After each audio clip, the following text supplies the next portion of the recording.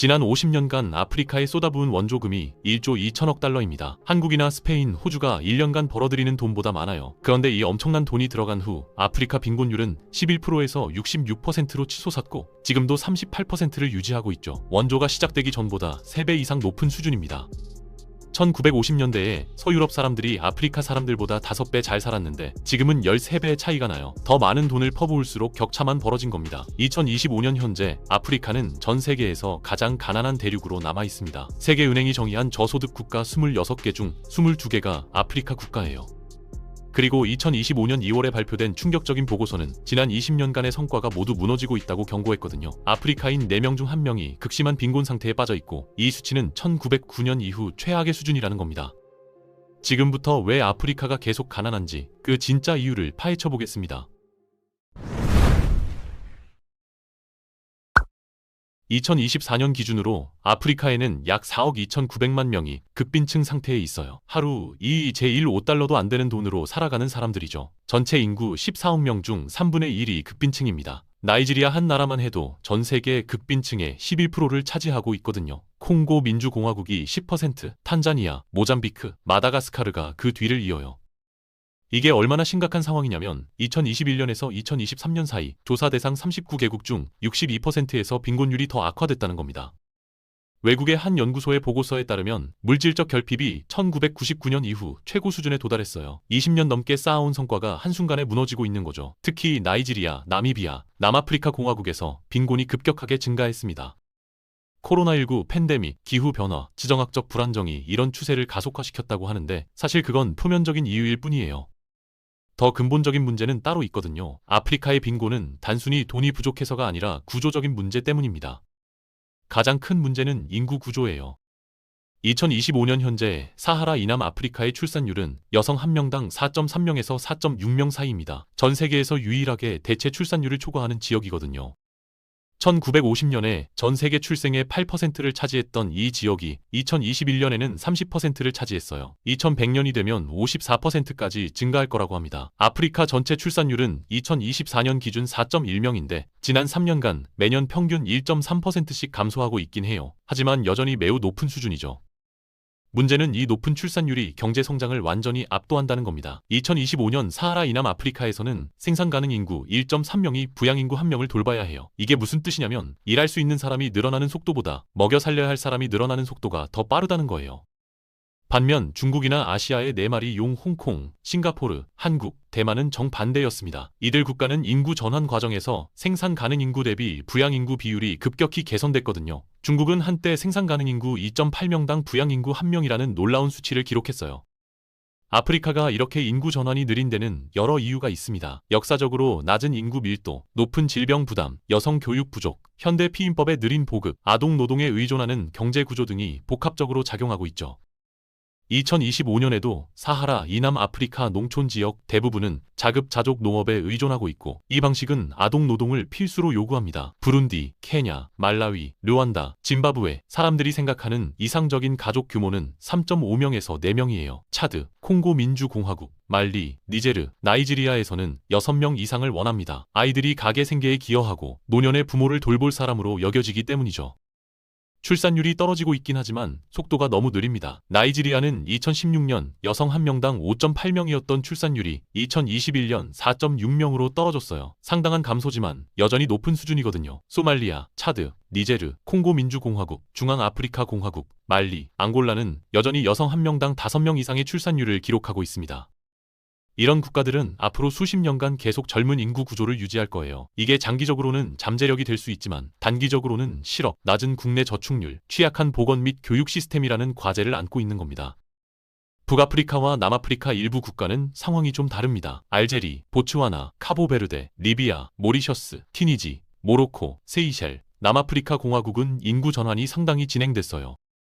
남아프리카 공화국의 출산율은 2008년 여성 1명당 2.78명에서 2025년 2.21명으로 떨어졌습니다. 거의 대체 출산율 수준이죠. 하지만 이런 국가들조차 경제 성장으로 이어지지 못하고 있어요. 남아프리카는 정부의 과도한 개입과 경제적 자유 부족이 소득 증가를 가로막고 있거든요. 인구 구조가 유리하게 바뀌어도 정책이 받쳐주지 못하면 소용없다는 걸 보여주는 사례입니다. 인구 문제 다음으로 심각한 건 경제 구조예요. 아프리카 대부분 국가는 단일 상품에 의존하는 경제 구조를 가지고 있습니다. 남수단은 석유, 잠비아는 구리, 부루디는 커피죠. 이런 단일 상품 경제 모델은 국제 가격 변동에 극도로 취약해요. 2023년 유가가 20% 하락했을 때 남수단의 GDP 성장률이 1.5% 떨어졌습니다. 제조업 부족도 심각한 문제인데 아프리카는 전 세계 제조업의 고작 1.9%밖에 차지하지 못하고 있거든요. 일자리 창출이 안 되는 거예요. 대륙 전체 실업률이 평균 7.1%인데 청년 실업률은 훨씬 더 높습니다. 2023년 사하라 이남 아프리카의 공식 청년 실업률은 8.9%였어요. 하지만 빙산의 일각입니다. 불안전 고용과 비공식 부문 종사를 감안하면 실질적인 수치는 훨씬 더 높거든요. 교육도 고용도 훈련도 받지 않는 청년 NET의 비율이 2024년 21.97%에서 23.29%로 증가했어요. 라틴 아메리카 19.7%나 아시아 태평양 20.4%보다 높은 수준입니다. 젊은이들이 일자리를 찾지 못하니까 생산적인 경제 활동으로 연결되지 않는 거죠. 이게 바로 인구 배당을 누리지 못하는 이유입니다. 외채 문제도 심각해요. 사하라 이남 아프리카 국가들의 평균 외채가 GDP의 60%에 달합니다. 2012년 28%였던 게 2019년 50%로 증가했고 코로나19 팬데믹으로 2021년 57%까지 치솟았거든요. 정부 예산의 상당 부분이 채무 상환으로 나가니까 보건, 교육에 투자할 돈이 없는 겁니다. 부룬디는 2025년 초 인플레이션율이 평균 39%를 기록했어요. 외환 부족과 연료 부족으로 경제가 압박받고 있고 노동자의 85% 이상이 저생산성 자급 농업에 의존하고 있습니다. 말라위도 비슷한 상황인데 2025년 인플레이션율이 24% 가까이 됩니다. 기후변화가 이 모든 걸 더 악화시키고 있어요. 아프리카 경제는 농업에 크게 의존하는데 이게 기후변화에 가장 취약한 부문이거든요. 2020년 이후 아프리카의 뿔 지역에서 발생한 가뭄이 2천만 명에게 영향을 미쳤고 농업 생산량이 30% 감소했습니다. 마다가스카르는 2022년 사이클론 바치라이로 15만 명이 집을 잃었고 5억 달러의 피해가 발생했어요. 사해 지역의 사막화는 지난 10년간 경작 가능한 토지를 20% 감소시켰는데 농업에 의존하는 농촌 인구의 80%가 생계 위협을 받고 있습니다. 보건 위기도 경제 발전을 가로막는 주요 요인이에요. HIV, AIDS, 말라리아, 영양실조가 계속되고 있거든요. 말라위에서는 5세 미만 어린이의 47%가 영양실조로 인한 발육 부진을 겪고 있습니다. 의료 접근성도 형편없는데 아프리카는 의사 1명당 환자가 5,000명인 반면 세계 평균은 1,000명이에요. 교육도 마찬가지로 부족합니다. 대륙 전체 문해율이 66%밖에 안 되고 니제르에서는 초등학교를 마치는 아이가 36%밖에 안 돼요. 인적 자본 개발이 안 되니까 빈곤이 계속 이어지는 악순환이 반복되는 겁니다. 정치적 불안정과 부패는 이 모든 문제를 더욱 악화시킵니다. 아프리카는 부패로 매년 약 300억 달러를 잃고 있다고 추정돼요. 지난 50년간 받은 원조의 30%가 부패로 사라졌다는 분석도 있습니다. 수백억 달러가 횡령된 거죠.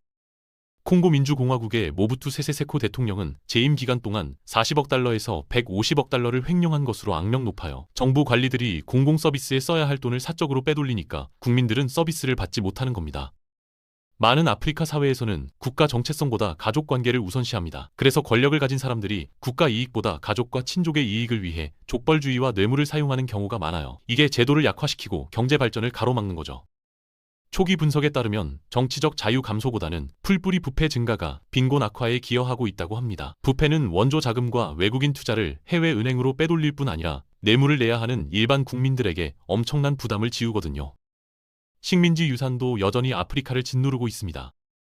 19세기부터 유럽 열강이 대륙을 쪼개서 금, 다이아몬드, 고무 같은 자원을 착취했어요. 1960년 대부분의 아프리카 국가가 독립했을 때 그들이 물려받은 건 분열된 사회, 인위적인 국경, 원자재 수출에 의존하는 경제였습니다. 이런 유산이 구조적 불평등을 만들었고 부는 도시 엘리트와 외국 기업에 집중됐으며 농촌 인구는 소외됐어요. 콩고 민주공화국에서 식민지 시대의 코발트 같은 광물 채굴이 현대의 자원 갈등을 형성하고 있고 인구의 74%가 하루 25달러 이하로 살고 있습니다. 지리적 조건도 발전을 어렵게 만들어요. 가장 가난한 아프리카 국가 중 상당수가 내륙국이라서 바다로 직접 나갈 수 없거든요. 무역 비용이 높아지고 경제 성장이 느려지는 겁니다. 항구가 없으니까 수입품은 비싸고 수출품은 경쟁력이 떨어져요. 도로, 전력, 물 같은 기본 인프라도 부족합니다. 현재 약 6억 명이 전기를 사용하지 못하고 있어요. 학교는 제대로 기능하지 않고 병원에는 약이 부족하며 도로는 수리되는 것보다 빠르게 무너지고 있습니다. 분쟁과 내전도 발전을 가로막는 주요 요인이에요.